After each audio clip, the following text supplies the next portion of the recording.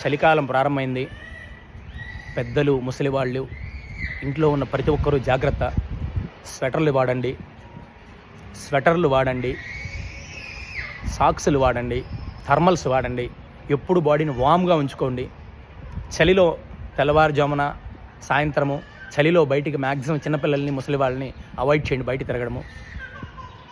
Moisturiser, cold creams ఏమీ లేకపోతే కొబ్బరి నూనె వాడండి. ఎందుకంటే బాగా పొల్యూట్ అయిపోయింది ఎయిర్ భయంకరంగా పొల్యూట్ అయిపోయింది.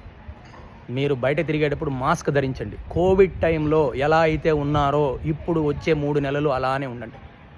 ఎందుకనంటే వాతావరణ కాలుష్యం భయంకరంగా అయిపోయింది. ఇండస్ట్రియల్ పొల్యూషన్ వల్ల మనిషి తన వినాశనాన్ని తనే చేతులారా చేసుకుంటున్నాడు.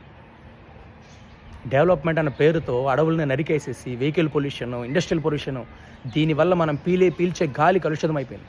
తాగే నీళ్లు కలుషితం అయిపోయినాయి.